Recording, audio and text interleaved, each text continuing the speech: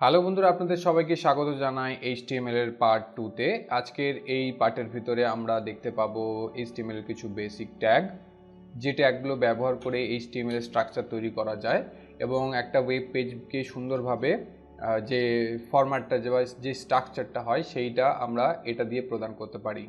তো HTML mainly যেটা হচ্ছে যে কোনো ওয়েবসাইটের স্ট্রাকচার আমরা দেখতে পাই এবং সেই স্ট্রাকচারগুলো যে ওয়েবসাইটে যে কোনো অনেক ধরনের ওয়েবসাইট আছে, যেরকম গুগল, ফেসবুক। তো এইসব যে ওয়েবসাইট থাকে বড় বড়, সেই ওয়েবসাইটের মেইন ব্যাকবোন যেটা হয় সেটা হচ্ছে HTML দিয়ে প্রথম হচ্ছে ফরম্যাট তৈরি করা হয়, মানে একটা স্ট্রাকচার, যেরকম একটা বাড়ির যে স্ট্রাকচার তৈরি করা হয় সেই রকম একটা স্ট্রাকচার তৈরি করা হয় এবং তারপরে বিভিন্ন ধরনের জিনিস ব্যবহার করা হয়ে থাকে। তাতে কি হয়, তাতে আমরা ওয়েবসাইটের লুকস চেঞ্জ করতে পারি, ওয়েবসাইটের ভিতরে যে কার্যপ্রণালী সেটা আমরা চেঞ্জ করতে পারি, ফিচার্সগুলো বিভিন্নভাবে আমরা কাস্টমাইজ করতে পারি অন্যান্য কোডিং ল্যাঙ্গুয়েজ দ্বারা। এবারে HTML এর এই টিউটোরিয়ালের ভিতরে আপনাদেরকে আমি সেই স্ট্রাকচারটা কি পসিবিলিটিস থাকে HTML ব্যবহার করে আমরা করতে পারি সেইগুলো দেখব এবং তার সাথে সাথে আমরা অন্যান্য জিনিসগুলো জানতে পারবো। অন্যান্য জিনিস বলতে এখানে আমরা মেনলি যেটা আমরা জানবো হচ্ছে যে প্রোগ্রামিং ল্যাঙ্গুয়েজ কী ধরনের হয়, কিভাবে কাজ করে, এবং সেই ধরনের যে প্রোগ্রামিং ল্যাঙ্গুয়েজগুলো সেইগুলো আমি পরবর্তীকালে আপনাদের কাছে নিয়ে আসবো, যাতে আপনাদের সুবিধা হয় এবং আপনারা প্রোগ্রামিংয়ে আপনি যদি ডেভেলপার হতে চান তাহলে ডেভেলপার হতে পারবেন। যেরকম ডেভেলপারেরও ভাগ থাকে, ওয়েব ডেভেলপার থাকে অ্যান্ড সফটওয়্যার বা অ্যাপস ডেভেলপার থাকে, সেই সব ভাগগুলো রয়েছে, গেম ডেভেলপার থাকে, সেই রকম অনেক ধরনের ভাগ রয়েছে, সেটা আপনারা পরবর্তীকালে হতে পারবেন। বাট ইনিশিয়াল স্টেজে কি হয় কি, আমাদেরকে HTMLটা জানতেই হবে। HTML হচ্ছে খুব সহজ একটা ল্যাঙ্গুয়েজ আর সেটাই আমরা এখানে দেখতে চলেছি। তো আপনারা যারা আমাদের সঙ্গে জুড়তে পারেন, আমাদের সোশ্যাল মিডিয়াতে আপনারা জুড়তে পারেন, আমার প্রোফাইলের লিঙ্ক ডেসক্রিপশনে দেওয়া রয়েছে। এছাড়া আপনি আমাদের পেজে আসতে পারেন। এছাড়া টেলিগ্রামের চ্যানেল রয়েছে, সেখানে গিয়ে আপনারা জয়েন করতে পারেন। সার্চ করবেন কোড ইডিয়েট বলে সার্চ করবেন, তো এখানে পেয়ে যাবেন আমাদের টেলিগ্রামের চ্যানেল, তো সেখানে এসেও জয়েন করতে পারেন। তো আমরা চলে যাব এডিটরের দিকে এবং এডিটরে গিয়ে আমরা যে কোডটা রয়েছে সেই কোডটা আমরা দেখব। এটা আগের দিন আমরা টাইপ করেছিলাম, যেখানে আমরা জাস্ট সিম্পল হ্যালো ওয়ার্ল্ড লিখে সেটাকে প্রকাশ্যে এনেছিলাম, দেখিয়েছিলাম আউটপুটটা কি হয়। তো আজকে আমরা কি করব, এরপর থেকে কোড করব এবং এরপর থেকে বিভিন্ন ধরনের জিনিস, যেটা আমি ভিডিওর প্রথমেই বললাম, সেই জিনিসগুলোকে কাস্টমাইজ করা দেখব। ওকে, তো আমি আগে ফাইলটা খুলে নিই।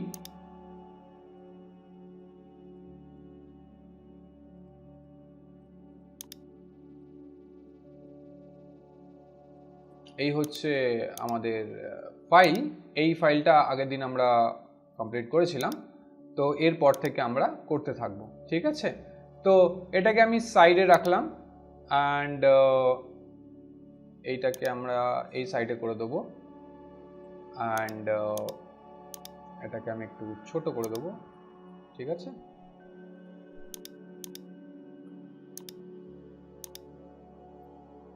ওকে, তো আমরা স্পষ্ট দেখতে পাচ্ছি এই পাশে রাইট সাইডে রয়েছে আউটপুট এবং এখান থেকে আমরা ইনপুট দেব।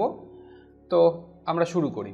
তো প্রথমত এটাকে আমি এই যে টেক্সট আছে সেই সাইজটা বড় করে দেবো, তাহলে আপনাদের দেখতে সুবিধা হবে, রাইট। তো এখানে আপনারা আশা করি স্পষ্ট দেখতে পাচ্ছেন। তো এইবারে আমরা কি করব, এখান থেকে আমরা বিভিন্ন ধরনের চেঞ্জেসগুলো করতে থাকবো। তো ফার্স্ট আমরা যে জিনিসটা অ্যাড করব সেটা হচ্ছে টাইটেল কেন অ্যাড করব, এখানে দেখতে পাচ্ছেন যে পেজের যে টাইটেলটা আছে এখানে index.html। তো এই যে index.html আছে, সেই যে নামটা আছে, যে টাইটেলটা আছে, সেটা আমরা এখান থেকে চেঞ্জ করব। তার জন্য আমরা কি করব, টাইটেল ট্যাগ নেব, ঠিক আছে। মনে রাখবেন টাইটেল ট্যাগ, TITLE, টাইটেল। তো এই টাইটেল ট্যাগের ভিতরে আমরা লিখব কোড এডিট অ্যান্ড এটাকে আমরা সেভ করব ফার্স্ট। তো সেভ করে নিয়েছি।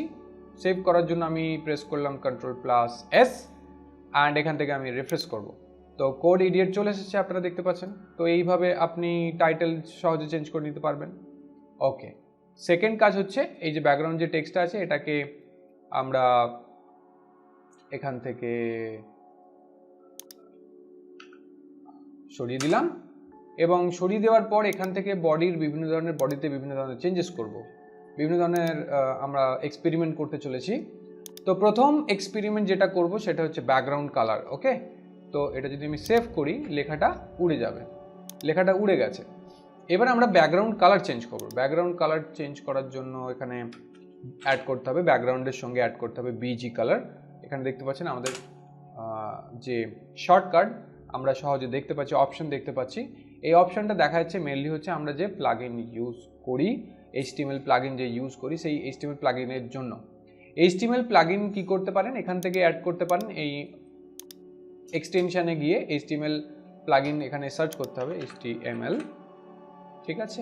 তো HTML এখান থেকে অ্যাড করে নিতে পারলে আরও সুবিধা হবে। আরও অনেক ধরনের CSS এর যে সাপোর্টগুলো আপনি এখান থেকে পেয়ে যেতে পারেন। এখানে শর্টকাটটা খুব সুন্দরভাবে হয়ে যাবে, চলে আসবে।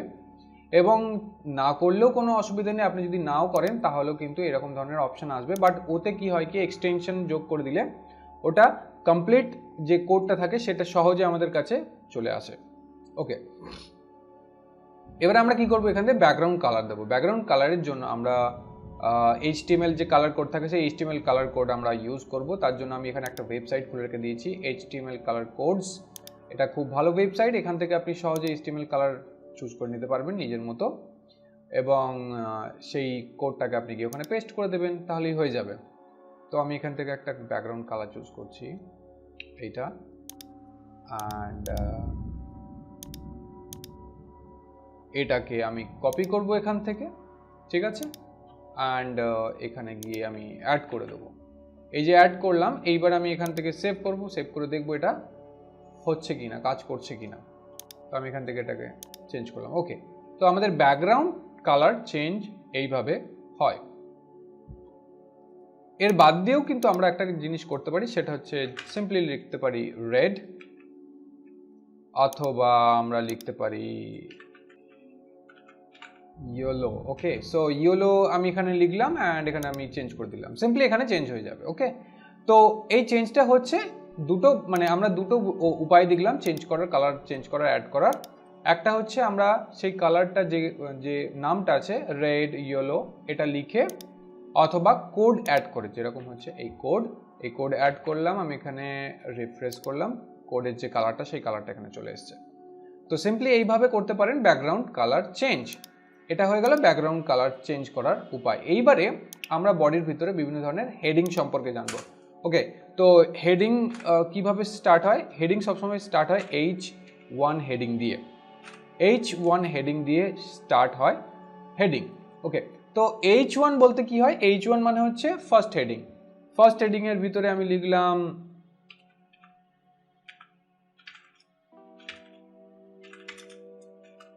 Simple is the best, and এটাকে আমি সেভ করলাম, এখানে আমি চলে এসেছে। এবারে H1 এর পরে আরও কিছু থাকে, যেরকম হচ্ছে আমি এটাকে কপি করে, আমি এই জিনিসটাকে কপি করব অ্যান্ড পেস্ট করতে থাকবো।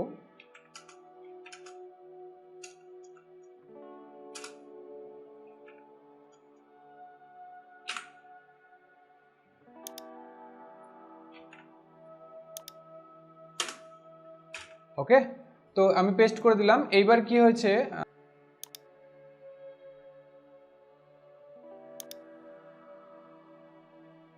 লেখাটা এখানে নিয়ে চলে আসবো অ্যান্ড এটাকে আমি সেভ করবো। ফার্স্ট সেভ করলাম। এইবারে আমি কি করব, এটা হচ্ছে ফার্স্ট হচ্ছে H1 হেডিং। আমি যদি এটাকে রিফ্রেশ করি তাহলে H1টাই আসবে, বাদবাকি কিছু আসবে না। তো আমি এবারে কি হবে, আমাকে এই প্রত্যেকটা হেডিংয়ের যে H2 এরকম করে চেঞ্জ করে দিতে হবে। এটাকে করতে হবে H3 অ্যান্ড এটা হবে H4। ওকে, তো 1 2 3 4 লিখলাম। এবারে আমি এখানে এই জিনিসটাই কপি করে পেস্ট করব। আমি দেখাবো এই 1 2 3 4 এর মধ্যে পার্থক্য কোথায় রয়েছে, ঠিক আছে। তো এটা আমি করে দিয়েছি, এবার আমি সেভ করব। তো এটা ছিল প্রথম, এবং তারপরে চলে এলো পার্থক্যটা। আপনি দেখতে পাচ্ছেন যে H1 H2 H3 H4 যখন আমি করে দিলাম, মানে 1 2 3 4 ভাগ করে দিলাম, তখন দেখতে পাচ্ছেন প্রথমটা হচ্ছে বড়, সেকেন্ডটা তার থেকে একটু ছোট, এবং তারপরে দুটো ছোট হয়ে গেছে। তো মানে যে পেজ আপনি করছেন, যে ওয়েব পেজ বানাচ্ছেন, সেখানে যে হেডিং রাখতে চাইবেন, ধরুন 4টে ধরনের আপনি হেডিং দরকার আছে, সেই হেডিংগুলো আপনি H1, H2, H3 এবং H4 হিসেবে ভাগ করে নিতে পারবেন। তাহলে কোনটাতে বেশি ইম্পর্টেন্স দিচ্ছেন, কোনটাতে কম ইম্পর্টেন্স দিচ্ছেন, সেগুলো আপনি আগে থেকেই বলে দিতে পারছেন, মানে ডিক্লেয়ার করে দিচ্ছেন এইভাবে, এটা আমার H1 হবে, এটা আমার H2 হবে, এটা H3 হবে এবং এটা H4 হবে। এইভাবে আপনি সেটাকে ডিক্লেয়ার করে দিচ্ছেন HTML ট্যাগের মাধ্যমে। ওকে, তো আপনারা আশা করি বুঝতে পেরেছেন আমি কি বলতে চাইছি। তো এটা হয়ে গেল ফার্স্ট হেডিং। এবারে হেডিংয়ের পর যেটা আমরা দেখব সেটা হচ্ছে যে এটা হেডিং এসে গেছে, আমি এরপরে একটা বিআর অ্যাড করব, বিআর। ঠিক আছে, আমি একাধিক বিআর অ্যাড করতে পারি। ঠিক আছে, বিআর। তো বিআর অ্যাড করার পর আমি এখানে একটা একটা কোনো টেক্সট দিতে পারি, অথবা আমি অন্য কিছু একটা লিখতে পারি। আমি লিখলাম সিম্পল অ্যাবাউট আস। ঠিক আছে, এই অ্যাবাউট আস যেটা লিখলাম সেটা যদি আমি এখন সেভ করে আপনাদেরকে দেখাই, তাহলে এরকমভাবে আসছে অ্যাবাউট আস। ঠিক আছে, এই জায়গাতে আসছে, মাঝখানে ফাঁকা রয়েছে। মাঝখানে যে গ্যাপটা এলো, এই গ্যাপটা দেখতে পাবেন অন্যগুলোর তুলনায় গ্যাপ বেশি আছে। এটা অ্যাকচুয়াল কারণটা কি? এই কারণটা হলো হচ্ছে এই বিআর ট্যাগটার জন্য। বিআর ফর হচ্ছে ব্রেক। বিআর দিয়ে ব্রেক করা যায়, আমরা যে প্যাটার্নে লিখছি সেটাকে ব্রেক করা যায়। মানে আপনি কোনো একটা প্যারাগ্রাফ লিখছেন, প্যারাগ্রাফের যে চেঞ্জগুলো হয়, প্যারাগ্রাফের আপনি একটা প্যারাগ্রাফকে 4টে ভাগে ভাগ করে লিখছেন, তো সেক্ষেত্রে তখন আপনি এটাকে বিআর দিয়ে চেঞ্জ করতে পারবেন, একটা লাইন ছেড়ে দিয়ে লিখতে পারবেন। তো বিআর ট্যাগের ইউজের ক্ষেত্রে আপনি যদি এখানে যদি দেখেন H1 ট্যাগ আছে বা বডি ট্যাগ আছে বা HTML ট্যাগ আছে, প্রত্যেকটা কিন্তু স্টার্ট আছে আর এন্ড আছে। ঠিক আছে, তো এই ক্ষেত্রে কিন্তু আপনাকে স্টার্ট আর এন্ড দিতে লাগবে না। স্টার্ট আর এন্ড আপনাকে দিতে লাগবে না, এর ক্ষেত্রে এইটা একটা আপনার কিন্তু সুবিধা রয়েছে। আপনাকে কোনো রকম এন্ড করতে হবে না, জাস্ট আপনি একটা বিআর লিখে দিলেন, বিআর লিখলেই সেটা ব্রেক হয়ে যায়, তার পরবর্তী সময় সেটাকে আর বিআর লিখতে লাগে না। তো এটা একটা সুবিধা রয়েছে। এবার এই যে অ্যাবাউট আস লিখেছি, এই অ্যাবাউট আসটাকে আমরা বিভিন্ন জায়গাতে করতে পারি। যেরকম হচ্ছে আমরা পেজের তলার দিকে করতে পারি অ্যাবাউট আস লেখাটা। এছাড়া আর কি করতে পারি আমরা, এই অ্যাবাউট আসের ক্ষেত্রে আমরা এটাকে HR এর ভিতরে রাখতে পারি। ঠিক আছে, HR এর ভিতরে। HR টা কি? HR আমি বলে দিচ্ছি, আগে HR টা লিখি, তারপরে আমি বলে দেবো HR কি হচ্ছে অ্যাকচুয়াল।